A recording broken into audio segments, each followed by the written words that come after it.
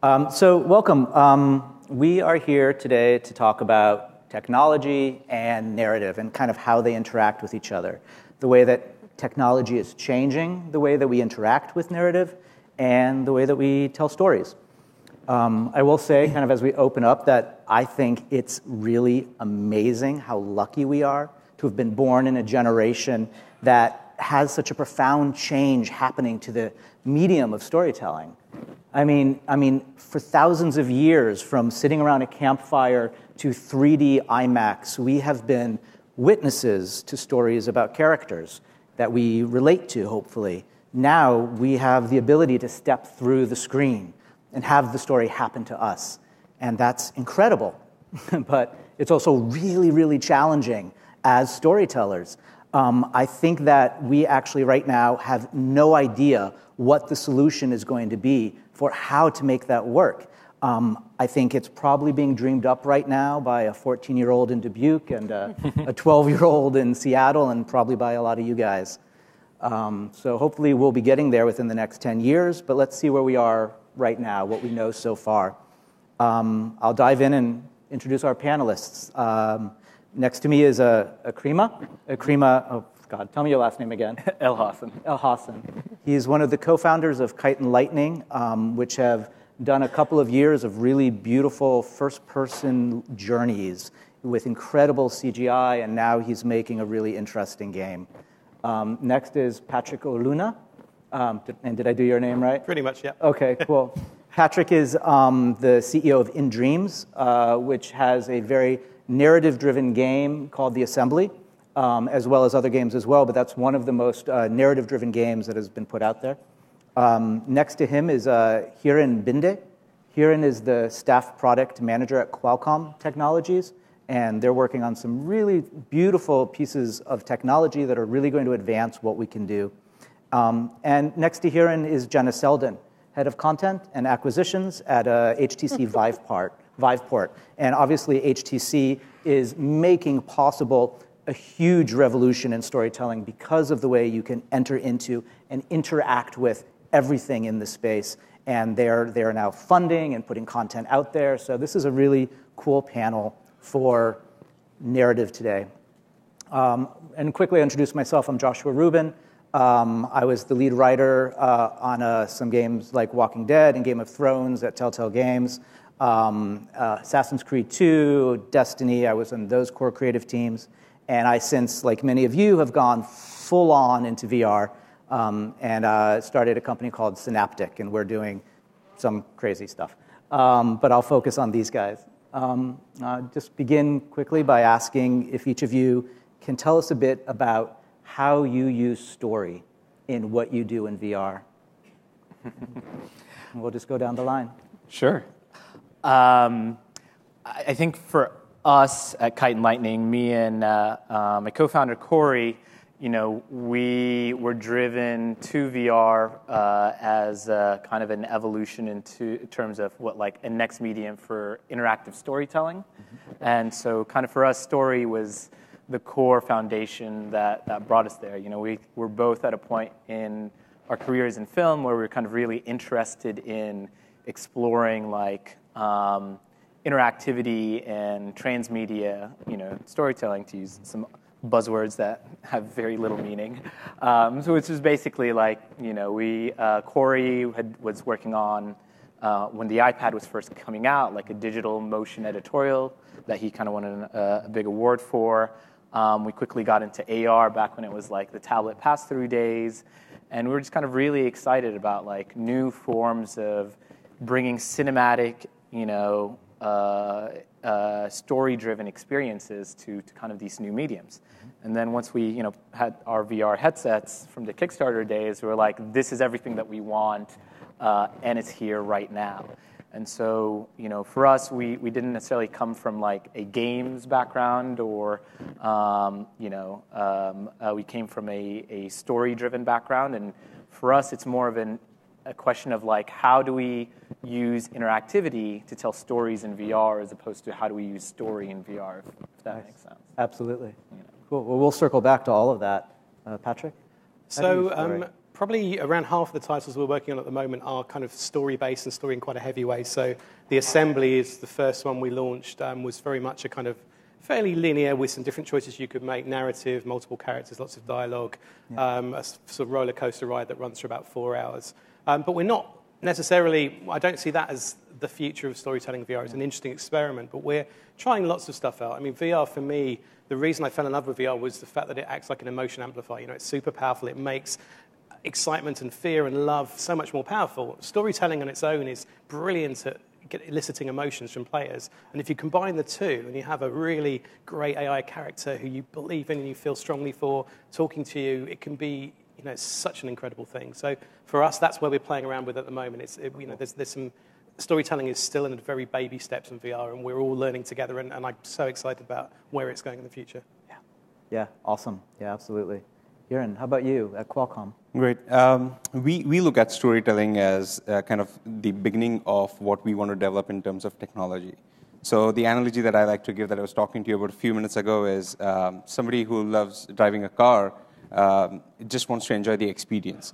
Now, I live in San Diego. We have awesome weather out there, and the freeways are not as clogged as the Bay Area, so please don't hold that against me.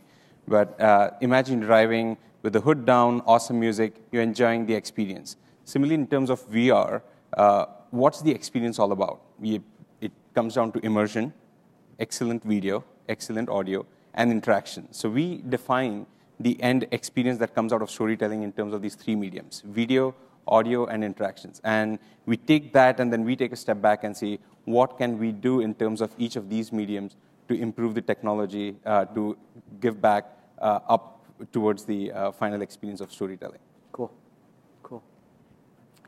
Hi, so I look at it from where I sit at HTC. So I oversee Viveport, which is our app store.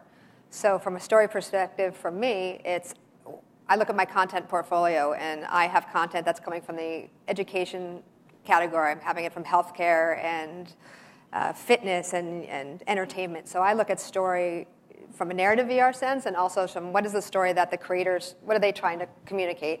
And then I look at the audience we're trying to reach. So the audience that we currently have for the Vive, you know, is early adopters. These are gamers to an extent. So looking across that broad category, what stories per se, what mechanics, whether it's 360 or if it's actually really immersive with Roomscale, what's going to appeal to the audience that I have? But then how much do I want to appeal to the audience that I want to get? So I have to look at each piece of content as to, you know, what's going to resonate with the audience that I'm trying to solve for, basically. You know, and we can get into the more details as to, you know, from the scripted side to the documentaries to, you know, just what is someone who's creating a medical app. You know, what are they trying to communicate? But for me, everything, you know, goes back to story to the audience that I'm trying to map to and sell to, or just have them experience the Vive. So we have audiences who are very experienced, our early adopters, everyone in this room. It's starting to expand beyond that. But we want this to be massive. And so as we think about story, how much do we want to focus on, you know, the people who are doing this for the first time? And then kind of don't want it to be too simple for everyone else, too. So it's kind of, straddling that line is really interesting. So I know in the description of this, we said we were going to talk about the myriad of possibilities for narrative in VR. I was thinking about it and trying to look at everything on my Steam store and kind of imagining, you know, how would I categorize all of these? And I feel like I can kind of break down narrative in VR right now into 4 quadrants, 4 sections. And I feel like it sort of breaks down into third person or first person, linear, interactive, and then combinations of those. And you can kind of fit everything into those categories. So third person linear, that's most 360 video. That's maybe the Baobab and Penrose Studios animation where you're there and you're watching it. And basically, you're a witness to events, you have no control. First person linear, you're told a story, it's happening to you, but you're being taken on a journey. You have no control over it. This is a lot of the POV live action that's happening, a lot of the early Kite and Lightning work. You're taken on a journey. And then we get into interactive. And interactive really breaks down further into games and what I'd call experiences, really story experiences. So interactive really could be first or third person. If it's a game, it's any storytelling that's done through an ambient world while you're building the mechanics, while you're creating the mechanics. So that's Lucky's Tale, budget cuts, and hover junkers are kind of first-person versions of that. So that's what's out there now. And then what's really new, the most new version, is first-person interactive experiences. I've heard them called VRX. They're story where essentially my actions are moving the story forward, but the mechanics are totally in service to the narrative. It's essentially a lot of using those controllers that are in there to pick up things and manipulate them. And that allows a kind of intuitive, natural, organic way of interacting with the world that no game controller has ever really given us before. I'll stop there and I'll say, do you guys agree? Am I oversimplifying? Are there others that I'm missing?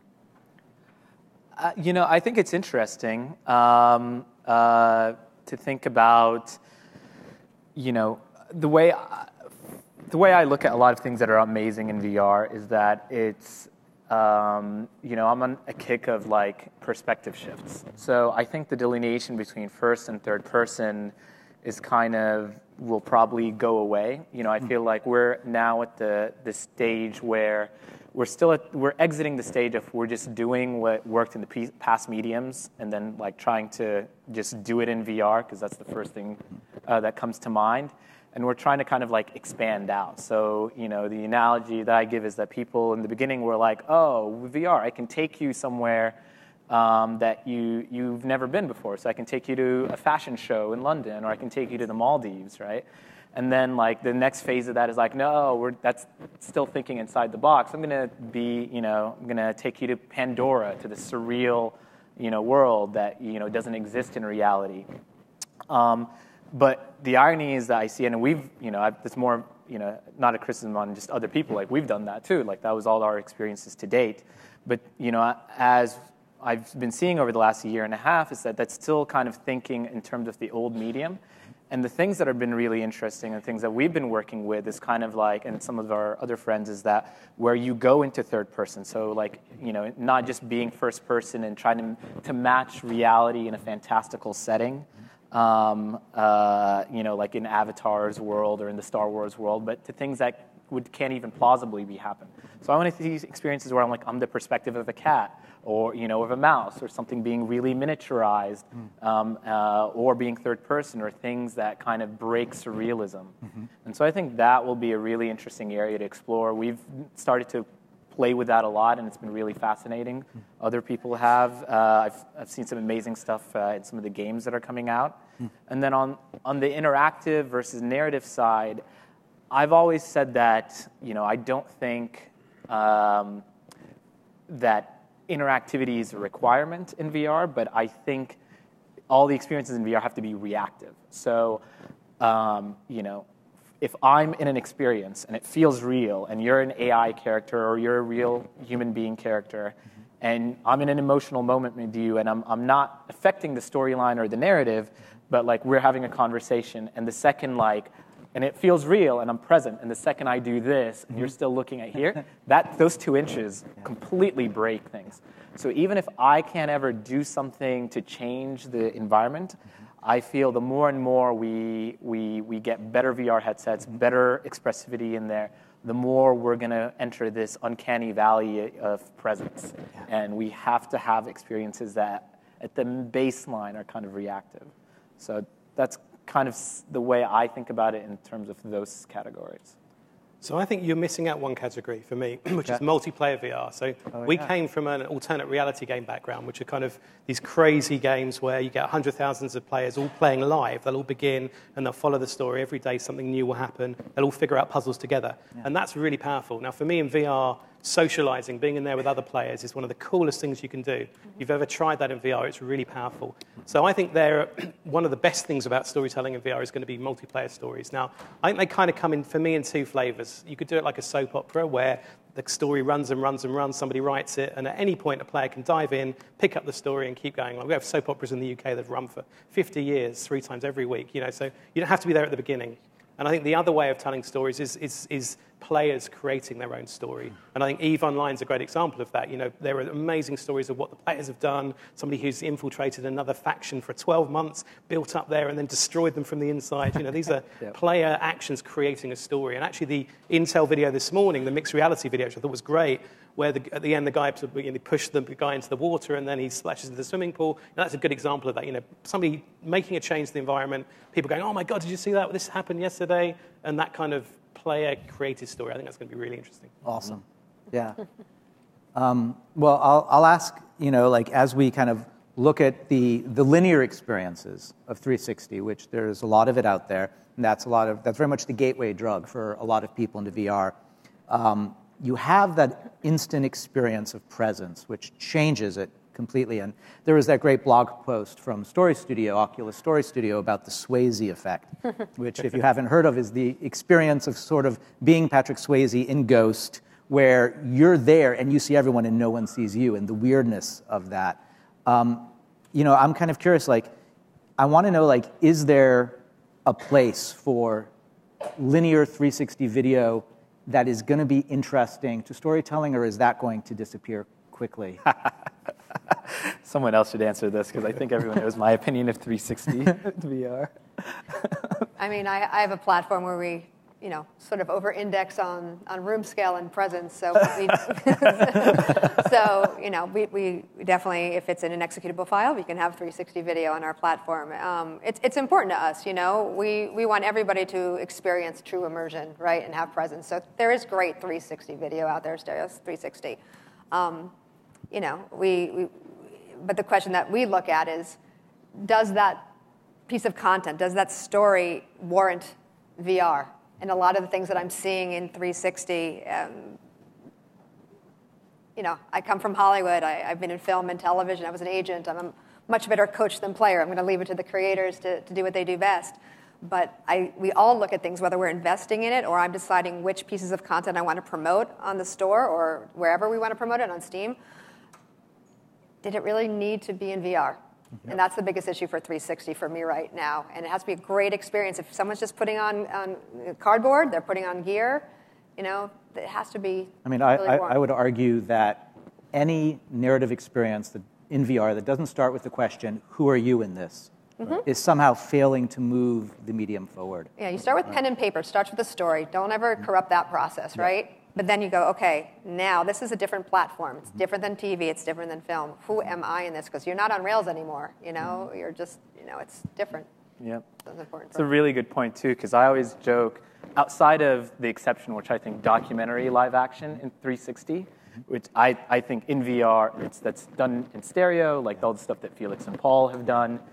It's phenomenal. It's amazing because it's really, you're just matching reality and you're getting that emotional connection. But anything from a fictional point of view, I think the most, and I spend 12 hours a day in VR, the most 360 video I've seen has been on Facebook on my computer, you know, and I think it's great. I love it, you know, but not very few things I've seen on Facebook or on YouTube 360 that convinced me to go put on the headset. And my headset is like 2 inches away from my keyboard. So, you know, I think it'll be an interesting transitory step to amazing VR. I mean, could you even argue the opposite? Could you say that presence is actually going to be a problem for storytelling? I mean, we can no longer just sit back and watch a story about characters and just be there. Is good drama, good character drama, even going to be possible in VR? Of course, but you answer that. Of course. Of course. Yeah, I think definitely. I think the presence is something which is eventually going to be mandatory for true VR experience. Because right now, just like 360 video is something which helps an end consumer, like my grandmom, to just embrace VR, just to understand what it is. It's the first step that's needed for an end consumer who's not very familiar with the VR technology as such. But once you are wearing this headset and you really want to have an immersive experience, your presence and the interactions becomes mandatory. Otherwise, you know, as most of the blog posts today say, presence is becoming mandatory to have an actual experience in VR. Otherwise, it's just going to be, why are you wearing a headset when you could watch it on your 70-inch television out there? Right. So first-person interactive experiences, this is what we're all excited about. This is VR.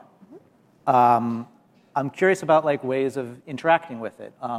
Patrick, you recently did a patch on the assembly that took it from a gamepad controller to hand controllers, so you were really in there. Yeah. I'm wondering if you want to talk a bit about sort of how that changed the experience of the story. Yeah, sure. I mean, it was interesting. It's a difficult challenge because the Oculus Touch has only just come out, and anybody who wanted to launch titles earlier this year either had to wait and sit on their game and not get any revenue, or put a game out with controllers, which wasn't ideal. You know, I think everybody, certainly everybody at nDreams, I think, feels that touch is, you know, hand control, whether that's cameras, tracking your hands, or it's something physical you move, is the perfect interface of VR. I don't think anybody believes that a touchpad on the side of a Gear VR or a controller is the right way to go. The natural thing is just to reach out and grab stuff. So that's the way we're going with everything we do now. It's made assembly a better game, I think. You know, the fact that you can actually reach out and grab a drawer and open it or pick objects up and, you know, twist them around in front of you, it just feels so much more natural. It's so much more intuitive. It's always a bit harder when you've got to press the B button to do this or press the A button or the trigger to rotate. It just feels a little bit weird. So it's definitely a much better solution for us, and, you know, we've added it in for Move and Touch and Vive support as well, and I think you'll see us do that for everything. I mean, I really like the Daydream controller. It's worth mentioning that as well. It's not just hand controls. The Daydream controller works really nicely. It's like a Nintendo Wii, and again, all of these kind of things are just adding to the beauty of VR and the simplicity of diving in for the first time. And the immersion, the sense that you're there, that it's happening to you. Yeah. And Hiran, you guys are working on the Snapdragon, I believe it's called, which is making Roomscale Mobile possible. And Roomscale Mobile is something that is going to be really interesting as you start to grow from room scale to football field scale for Room. Right. What does that do to story as you're able to really move around a large space in the world and you're not constrained by where you can walk within 5 feet? Not that there's anything wrong with that. Right. So we currently solving the problem one step at a time. And while solving the problem for room scale, again, we're going back to fundamentals. And I'd like to think that even when we go from room scale to the football scale, as you put it, it's still going to be focusing on the fundamentals. First of all, what would an end consumer really want for a true immersive experience? Again, excellent video.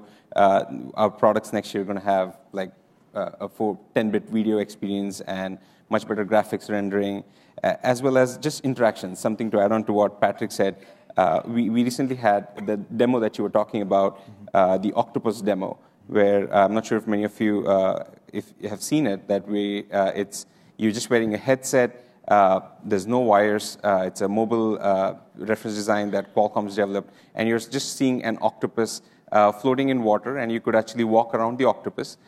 There's no external sensors, and for that true mobile experience, when we showed this to one of the pioneers in the industry, the first thing he did was try to go and hold the octopus, and that's when we realized that that interactions, as Patrick was saying, it's just becoming so subtle to the way humans are designed to work. These are the fundamentals on which we are working, and going from room scale to football scale, some of the key factors like making sure that there's no jitter, obstacle avoidance, and some of these other factors would need to be solved one step at a time.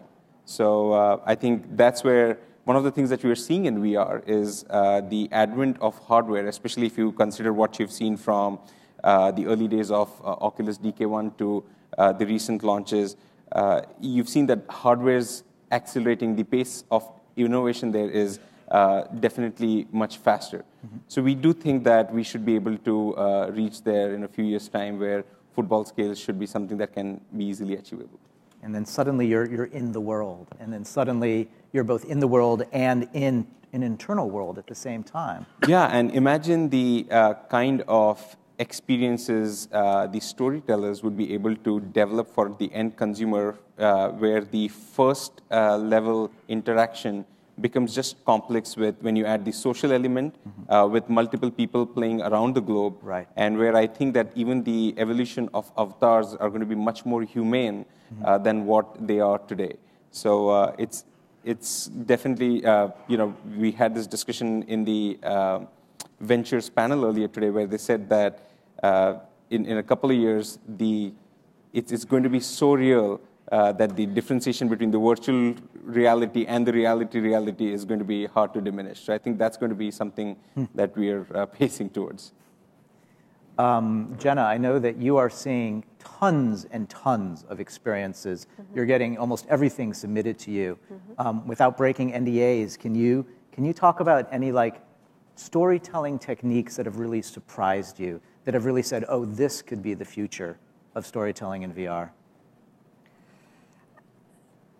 I haven't seen the killer app yet in storytelling. No. Well, that gives us all hope.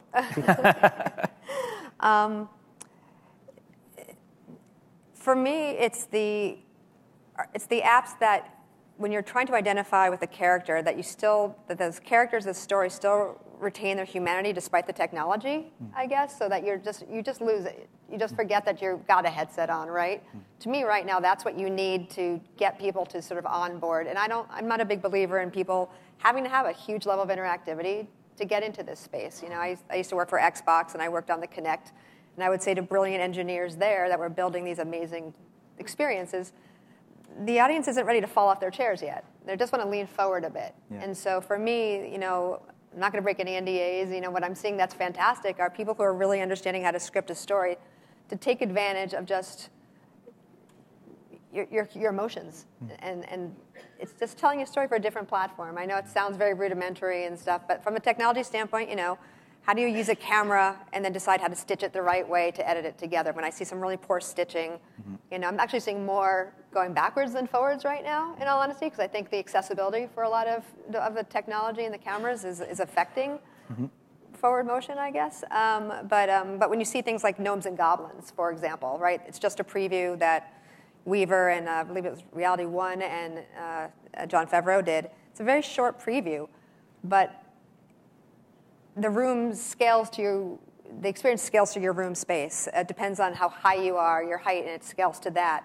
It uses triggers and hints to make you peer just a little bit into a tree trunk with some glitter and stuff. So for me, it's less about the technology. It's about the hints and the tactics to be able to get people to move forward down the story's path. Gnomes and Goblins. Oh, go ahead. I was just saying, I think one of the best experiences, examples of that, it's a little bit old now, is London Heist on the PlayStation VR. If you get a chance to try that, it's part of the VR Worlds thing on PlayStation VR, but it's the best 2 minutes of storytelling, I think. You've got this character in front of you, incredibly real with a blowtorch. Yep. If you look, he'll follow your gaze, he directs you, he hands you a phone which you pick off him, and you feel a real sense of agency and engagement. I think that 2 minutes is probably 2 of the best minutes of narrative in VR so far. Yep. It reminded me, too, of the new PlayStation Batman that Rocksteady did. Very the good. moment at the very beginning where you are 5-year-old Bruce Wayne and your parents are towering over you, that sense of vulnerability and the sense of transportation into a different body is incredible. It's those small little nuances that really make it for me, that when I'm seeing those things, when people take those things into account and don't just assume, you got to really take into account. It's a different experience. It's wonderful.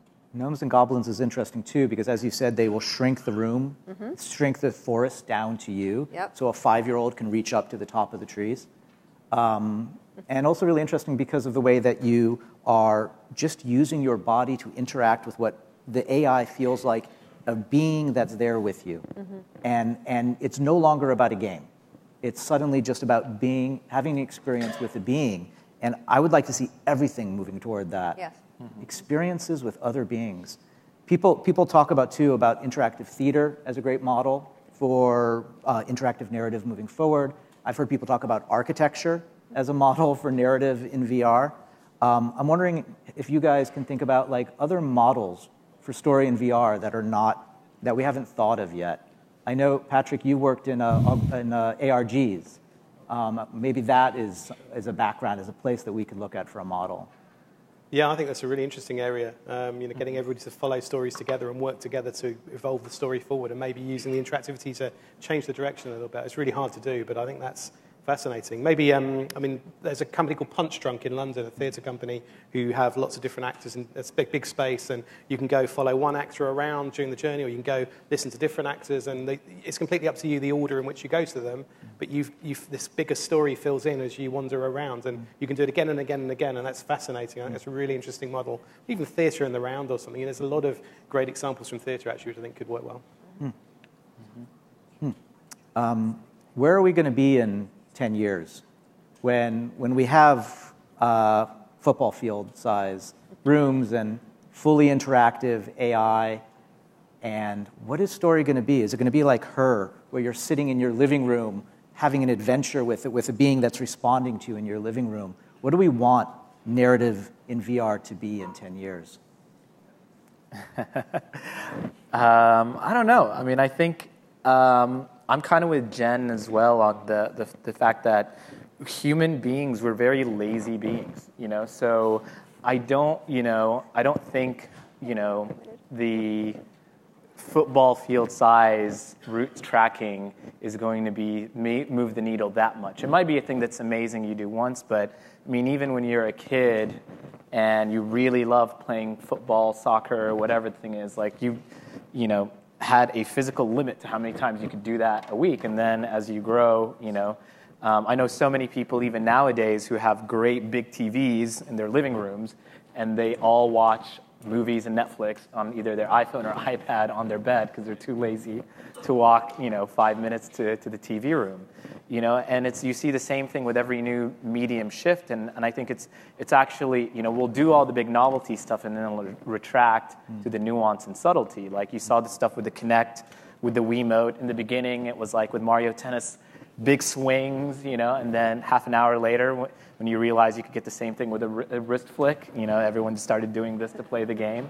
And so, I think we'll have that big expansion. It'll be interesting. We'll maybe have some crazy spectacle type of experiences around it. But the day-to-day, the really amazing things is really going to be back more towards kind of the nuance and the subtlety, the things that kind of add a little polish to kind of bring you into this visceral experience that you're going through. And then as far as what the form of narrative takes place, I think that'll be really exciting to see. I mean, telling directed linear stories is a very difficult challenge. I'm really curious to see how people solve that problem in VR when you completely lose control. I mean, games, I would say probably, to me, the first game that did a really exceptional job at being story-driven was The Last of Us. To me, like that, was amazing, and that took, I don't know, 30 years to get to that point. So I think it'll be an equally long and challenging road, but it'll be exciting. Wonderful. I think you'll see new genres of games and story come out as well. That'll be the really exciting bit. There's stuff that we haven't thought about yet. Yeah.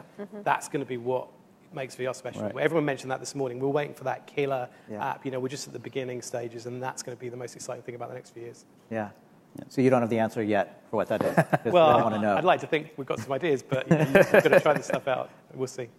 Yeah, I definitely don't think that the football scale is going to be the key thing. I think the complexity of being able to produce the human emotions on the VR side and is going to get more complex and really manageable in the next 10 years. So the fact of diminishing between the virtual reality and the real reality is going to reduce a lot. And I think that's what's going to be the key, the inflection point somewhere between now and like 2027 or 2026, where you'd be able to see that in the VR games by that time or the VR movies by that time, the randomness of what's going to happen next is going to be multifold than what's going to happen now. Because the options in games or in videos is something that might be predictable, or there might be a few options. By that time, with AI and multiple other factors in place, it's going to be much more complex. Yeah. I'd like it to be entertainment for education. I think that's where things are going, where you're going to be able to, it's that edutainment layer. It's probably sooner than 10 years from now, but when we're seeing different ways to absorb content. You know, today is the anniversary of Pearl Harbor, and we just launched a Pearl Harbor app on the 1st. And, you know, I remember more stuff from this VR experience, walking through what it was like for a real survivor, take me through that experience. Imagine, like, I don't have kids, but my nieces and nephews or my boss's kids. I mean, for me, you know, storytelling is going to be used much more, hopefully, in a much more sort of practical but also productive way. And so I'm seeing it there, as well as all the things that the rest of the panel say. Do we have time for questions? Yeah. That'd be great. Oh. If anyone has questions, we've got one right in the front here. Maybe. Hey guys, my name is Bilaval Sidhu from Imaginfinity. So my question is, you guys talked about, so clearly the low-hanging fruit or accessible medium for storytelling in VR is 360 video, right? Mm-hmm. Stereo, mono, whatever the case may be. I think you guys raised some very interesting points, and I think Ikrama called it a transitional medium, which is exactly what it is. So what do you guys think in the near term is the next step? Is it kind of like a branching narrative, you know, choose your own adventure 360 video? Is it kind of photochrometric video blended with 360? Is it kind of more hybridized game engine stuff like, you know, stereo cards in a CG environment? Where do you guys see 360 video transitioning into in the near term? Thanks. Maybe for time's sake, to get a bunch more questions, if we could have everybody direct the question to one of the panel members, and then we can just go through a bunch of questions. Cool. So, does anyone want to take that? Who do you want to? Oh. I think the next step is just VR. Like, I mean, we're skipping it completely. I think 360 is great. I mean, it'll always be there the same way that theater, like previous mediums don't die out. They just shrink. So we still have books, you know, we still have plays, we still have theater. You know, movies now are the predominant form of movie/TV, of narrative, linear entertainment. I think 360 video will always exist. It has a very low barrier to entry. I think it'll be the YouTube low production value type of stuff for a majority of the class of it. There will always be like really high-end versions of it, just like there's really high-end versions of theater right now and Broadway and musicals, and they're amazing and it's still very thriving. But it's that, and then it's just like community theater practically, right? And I don't really foresee an intermediate step. I think it's that, and then it's just real VR. And I think that's just mainly gated by how fast we make the high-end VR portable, you know, so to support those experiences, you know. I think 360 video or anything that is a partial will very quickly fall off as not only can you make better high-end experiences in VR, but, you know, I'm a super strong believer in like the touch controllers and the hand tracks. That's going to be a key thing, and you know, barring some amazing technical breakthroughs, I don't know how people are going to mix that with 360 video, but it's just my opinion, and obviously a lot of other people think otherwise and work heavily in 360. We probably have time for one or two more. Yeah, this is a question for Jenna. I'm Julie Motz. I'm with KWMR. Do you see any future for VR in news reporting? In what reporting? I apologize. News reporting. Oh, absolutely. I mean, I've seen so much, I'm just trying to think. In news reporting, I mean, I think actually at the local level of news reporting, I mean, we've seen a lot of the national stuff, and we get a lot of people pitching us for, you know, the major talk shows, the major media outlets and stuff. I think where VR is going to be much more approachable is sort of like the local O&Os who are bringing you closer to things that you know, that you're familiar with in a way. You can do, you know, take you to, you know, Syria through 360 video and stuff like that, but you know, to be able to go have local coverage and go to a place and then actually have a transactional element to it that actually has a call to action, an immediate one, in a way. So for news coverage, I mean, that's the most personal thing. So it's just really interesting when I got pitched sort of a major media conglomerate, and I gravitated towards the local news more than others. I don't know. I just feel like for VR, to have that immersive presence of something that you know, start there and then grow bigger. Because you can always go with 360 video and take you wherever you want to go. But for true immersion, I don't know, for something about that local element and those stories that are much more touching, I think that's the gateway to having true immersion in VR for me. I'll say that I recently saw interviews done in volumetric video, where you could sit there with the person and it was so intimate. And seeing that as the future for kind of having it's nice to have someone that you aspire to that's on the camera, but someone that you know, but yet it comes down to the volumetric capture of the personality and how the stitchings and the artifacts are really, clean. As technology gets better, I think news reporting will be just sort of, we want people to go into their headset every day, right, for things that they want to do. So for news, I'd love to tune into that. And what's the VR version of Flipboard? And to go through and see my local stuff, my national stuff, my global stuff there. But I mean, if you can sit down with, Anderson Cooper and have a discussion with him, that's fantastic. Or have it with my local weatherman, that would be fantastic. Cool. All right, I have a question right over here. My name is Daniel Ström. I'm CEO of Guru Games. We do horror games for VR. But I'm more interested in looking at the other end of the spectrum and the struggle with short playtime and getting people to care about narrative. A lot of the games right now are either action-focused, sort of gimmicky, fast-paced stuff. And the horror side, you have jump scares and that kind of stuff. But if you look at like The Last of Us, when can we do that? When can we get that connection to characters and longer narratives in VR? Can I take that one? Yeah. So I think it's purely an issue of budget at the moment. Nobody in the world can justify spending $50, $100, $200 million to make a Last of Us type game. I think it's absolutely achievable in VR, but the quality, the amount of money it costs to make really believable characters, to do motion capture, facial animation, all that kind of stuff is very, very high.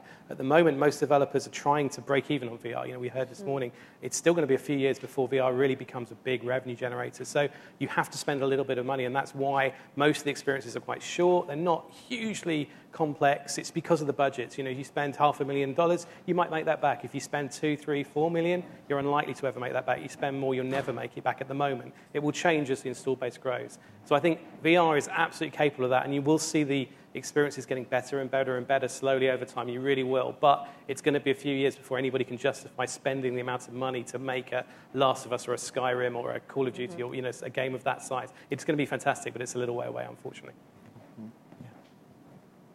All right. That's it, ladies and gentlemen. Thank you very, very much for the panelists, and this has been really wonderful. Yeah. Good.